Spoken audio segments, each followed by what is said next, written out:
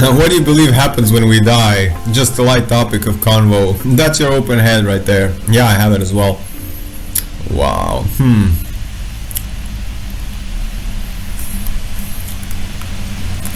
That's a good question.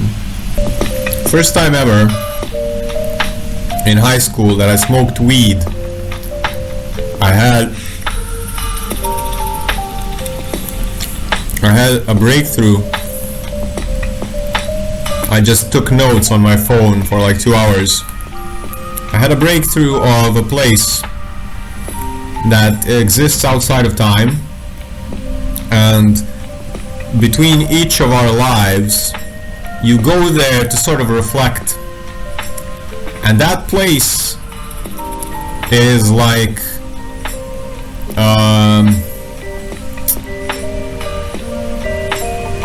a DVD store or a VHS store. You know, the old places where you went out to rent out movies before the digital era, and each movie is someone else's life, and each movie is a life of somebody that was alive when you were alive. And you go to this place to reflect so you can check out all the different perspectives of all the people that have lived and were your friends, your parents, all the people in your life that were near you or you've come across in your whichever amount of years. And you do that so you can see that, okay, when I talked to this person, we were misunderstood, we were angry, we couldn't get to the same point. And then you rent out their movie, sort of, and you go and rewind to the point where they had the conversation with you, and you sort of put the VR on and you see the situation from their perspective. And you do that so you can experience everything that you couldn't while you were Sam, while I was me.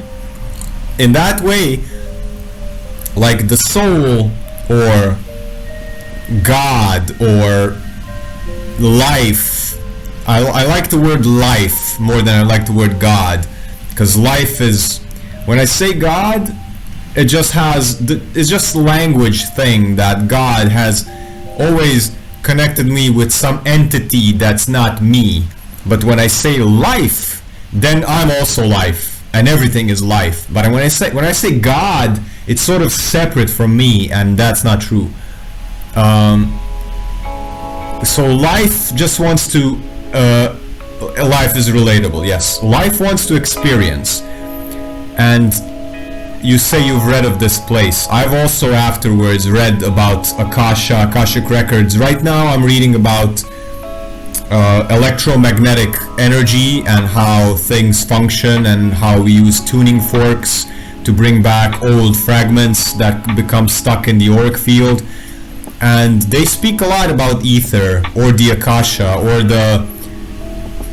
so you go from states of matter, you go solid, you go liquid, you go gas, then you go plasma, and then you go ether or Akasha. And everything is life. It's just based on the densities. So what you think is really spirituality and magic is actually just another like one octave higher. Solid, liquid, gas, plasma, or the fourth state of matter, and then you have ether. And ether is this invisible spirit or God that is under everything. It's the matrix, it's the whatever. And that's the thing that sort of informs everything else. Informs, makes the form, gives information. So in the form, matter is right? So I believe that when you die, you release this state of matter, which is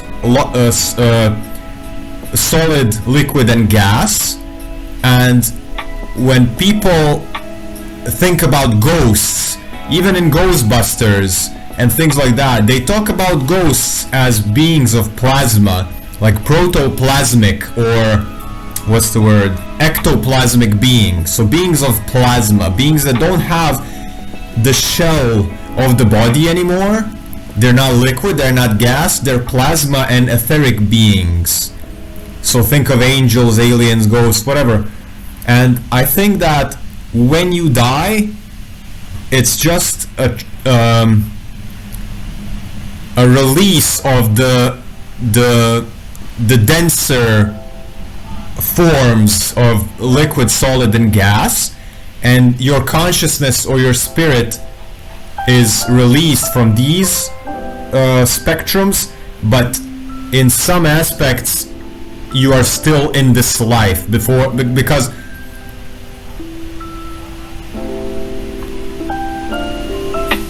we came into this life, into this body, with limited knowledge of what happened before. Like, there were people in Egypt many thousands of years ago before you were born.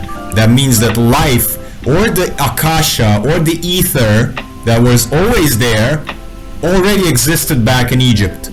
But you as Sam, or as Bob, or Sherry, or Avenja, or Dennis, I create lines, we didn't as physical embodiments of the ether. But right now we do, and after that we will be released again. And you just go back to this life where, or light, where it's a consciousness, it's a sea of consciousness.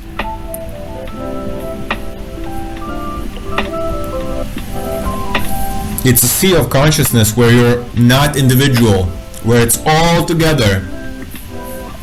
But from eternity's perspective, this little split of time, lol, again, this little split of events happening called I Create Lines, or Sam, or Sherry, or Bob, it's so you can just play with the physical and to have the illusion of separateness, to have an interaction with yourself, but yourself is another embodiment and another embodiment, and it's beautiful. I think you get this temporary identity. Right now I want to be an artist and human design guide, and here I am. I want to help people, I want to dance and paint graffiti, and here I am. And after that I'm going to be released to sort of chill out and be everything again.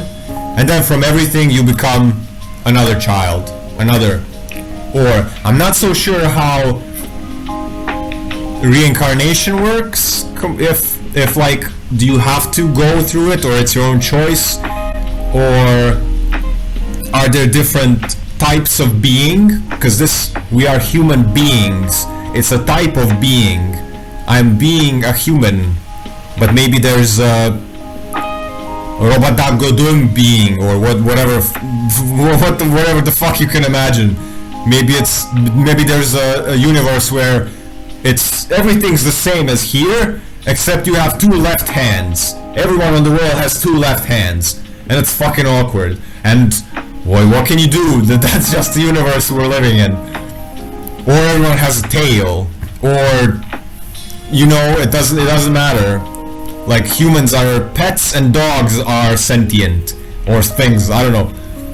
So I think it's just all the possibilities condensed into, okay, I'm just gonna be this now for a while, and then poof, I'm everything. I'm gonna be this now for a while, and poof, I'm everything. Existential questions, what happens when we die, and things like that can occupy a lot of your mental space, and mine as well. Especially after I've taken psilocybin mushrooms and psychedelics, that void becomes so immense, and so many questions, unanswerable questions. But the thing is, the less I think of that, and the more that I actually use my time here to be here, because if you think, the better I feel. Because if you think about it, when you were just a spirit, let's say, let's take that root of language. When you were a spirit without a body,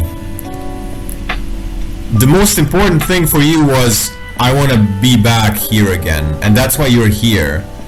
You kind of said, okay, now I understand what happens when I die, and I want to be a human again, and that's why you're here again.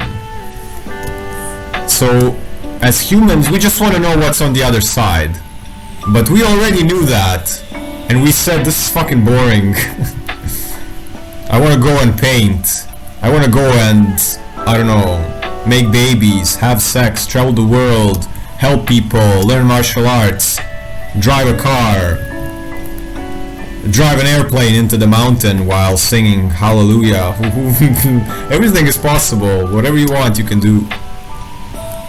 And this is one of my reminders, is that every time I go too much into the rabbit hole that you can't answer, like maybe you have gurus and people telling you they know what happens and they remember, but nobody knows the whole thing. Even those gurus, if they knew everything, why are they still here? They also have things they don't know. So I like to remind myself with that. Like, if I came here, I actually came here to experience things, and if I dwell too much in that mental space, oh my god. Some people go suicidal from that, because you're actually looking at the void.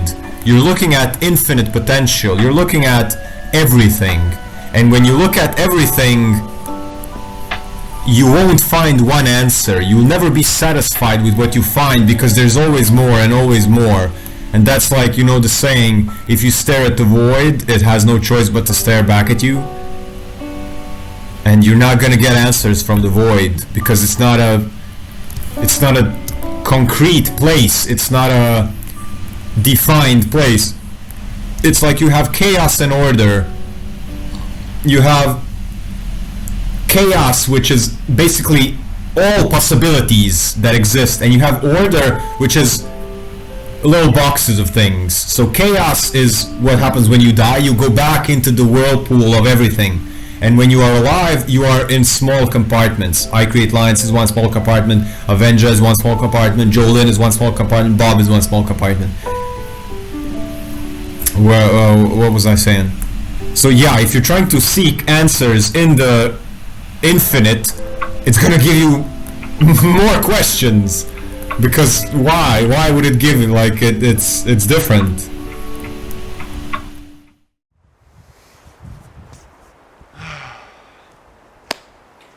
Thank you guys for watching the video. I hope that was helpful in some form or fashion.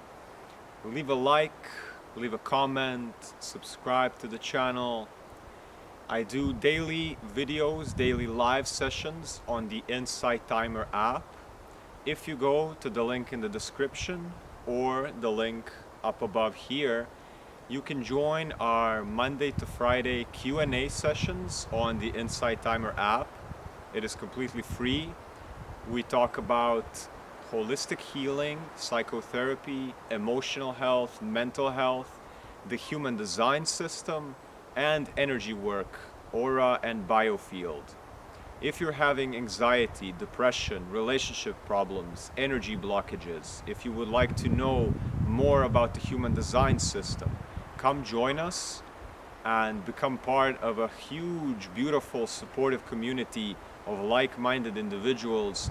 Join my consciousness bubble and come into this cycle of abundance with me. If you are new to human design, make sure to click the link in the description to go to my website where I have put my ebook called Initiation into Human Design, How to Get Started. It is a guide for people who are new to human design, who would like to learn more but don't know where to start. It's a step-by-step program, completely free for you to download. The website is called icreatelines.com. You can also find it in the description or by clicking the link somewhere in the edges of this video. I want to thank you for listening, for taking this time to spread awareness for yourself, for your health. I'm a holistic therapist, holistic practitioner, human design coach, and a psychotherapist. If you would like one-on-one private sessions, therapy sessions with me, you can also find them on my website. I would like to wish everyone peace, health, and abundance, and I will see you either in the next video or on my live sessions on Insight Timer. Peace, health, and abundance.